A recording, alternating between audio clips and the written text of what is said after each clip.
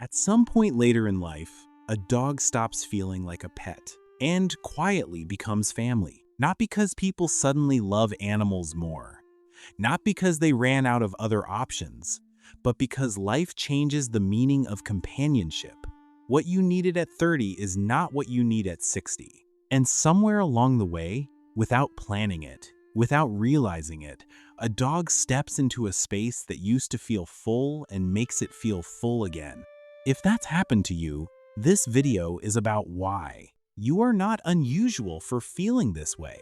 You are not projecting. You are not replacing something. The people who find themselves most deeply attached to a dog later in life are often the same people who spent decades being strong, being needed, being busy. They raised families. They built careers. They showed up for everyone. And then life got quieter, and the dog got louder, not in sound, but in meaning. Your brain is not confused. It's doing exactly what it was designed to do. It's finding safety. It's finding rhythm. It's finding something that stays. Here's the first reason this happens, and it's more psychological than most people expect. Early adulthood is loud, not just externally, internally. The mind in its 20s and 30s is constantly negotiating. Who am I? What do I want? How do I appear? What do others think? There's ambition in the air and noise in the nervous system. Relationships during that season are exciting, yes, but they're also often about performance, about becoming, about proving. And in that season, a dog is lovely, but it's one relationship among many. It competes for attention with careers, friendships, romance, children, identity. The dog gets love, but the dog doesn't yet get everything. Then life shifts. The noise settles. The ambitions are either achieved or released. The children leave.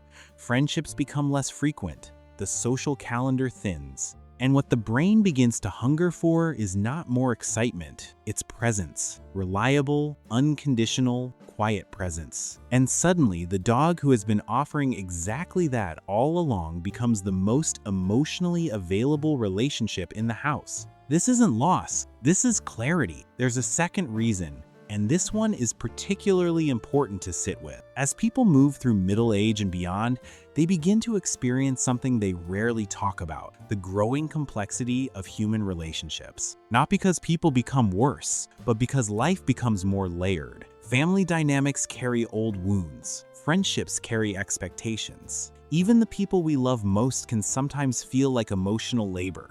That doesn't make those relationships less valuable. It makes them human. But the nervous system eventually starts looking for somewhere it doesn't have to perform, somewhere it doesn't have to explain or justify or manage, somewhere it can simply be. And the dog offers exactly that. No agenda, no history, no score being kept. Later in life, people stop chasing intensity and start craving emotional steadiness. The dog isn't exciting. The dog is safe. And safe, at a certain point in life, is the most beautiful thing imaginable. But here's the part nobody tells you. What you're experiencing when you feel close to your dog isn't just affection, it's co-regulation. It's your nervous system literally calming down in the presence of another living creature that is consistently calm around you. Research on human-animal bonding shows that the presence of a dog lowers cortisol, the stress hormone, and increases oxytocin, the chemical associated with attachment and trust. Your body is not imagining this. Your body is being held in a biological sense by the animal next to you on the couch. For older adults, especially people who may be navigating health challenges, loss, retirement, or the strange silence of an empty house, this regulation is not a small thing. It's structural. The dog becomes part of how the nervous system stays stable, not just emotionally, physiologically. When the dog is there, the body knows where it is. There's a third reason this deepens later in life, and it lives in something as simple as a morning walk. Think about what daily ritual with a dog actually looks like. You wake up, and they're already awake watching you. You feed them at the same time every day. You walk the same routes. They wait by the door. They hear your car. They greet you like returning is the best thing that has ever happened to them every single time. These rituals, repeated hundreds of times, become something more than routine. They become emotional architecture. They give the day a shape. They give the body a rhythm. And for someone whose life has become less structured, whose children no longer need school lunches, whose alarm no longer rings for a job, that rhythm becomes quietly essential. The dog doesn't just keep you company, the dog keeps you anchored. That wagging tail at 7 a.m. is not just cute, it's a signal to the brain. The day has begun, and you are needed, and something is glad you're here. For a nervous system that might otherwise drift into isolation, that signal is medicine. And here's where it gets even deeper. Later in life, many people carry a feeling they almost never say out loud. They feel invisible, not to everyone, but sometimes in rooms full of people who are younger, faster, louder, there is a quiet sense of fading, of being overlooked, of the world having moved on in a direction that doesn't quite include them anymore. The dog doesn't know any of that. The dog has no concept of age or status or relevance. The dog only knows that you are theirs, that your smell is home, that your voice is safety, that your lap is the best place in the world. Sometimes the dog becomes the only relationship where a person feels fully, completely, emotionally safe. Not because human relationships have failed, but because this one requires nothing in return. The dog never needs you to be younger, or more energetic, or different than you are today. It meets you exactly where you are, and in that acceptance, something in the human heart finally relaxes. There's one more layer, and this one is perhaps the most quietly powerful of all. Dogs witness aging.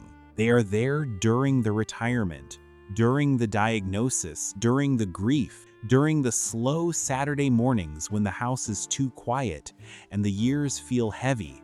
They don't fix any of it. They don't have to. They simply stay. And there is something about being witnessed, truly, consistently witnessed by another living thing, that creates a bond that goes beyond ordinary companionship. You didn't just have a dog. The dog had you in your real life, in your actual days, in the parts of yourself you didn't always show anyone else. That shared passage through time creates something that can only be called family, not metaphorically, functionally. The dog is woven into the fabric of who you became. The last 60 seconds of this video are meant to be slow, because this topic deserves slowness. If you are someone for whom a dog became family later in life, you don't need to explain that to anyone. You don't need to justify the grief if they're gone. You don't need to downplay the joy if they're still here. What happened between you and that animal was real.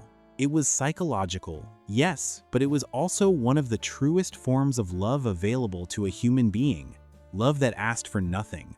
Love that showed up in the ordinary. Love that stayed when staying was the whole point. Maybe dogs become family later in life because by then, people finally understand what real companionship feels like. Not excitement, not performance, just someone quietly staying. And maybe that's why losing a dog later in life can feel less like losing a pet and more like losing part of the home itself. A dog may enter your life as a companion, but they leave as part of your emotional identity, as part of the rhythm of your days, as part of the quiet that now feels a little too quiet. That's not unusual. That's not weakness. That's what it looks like when love is finally allowed to be simple. If a dog ever became family to you, let me know in the comments. I read every story. Or if this video reminded you of a dog you loved, maybe take a quiet moment for them today. They would have wanted that.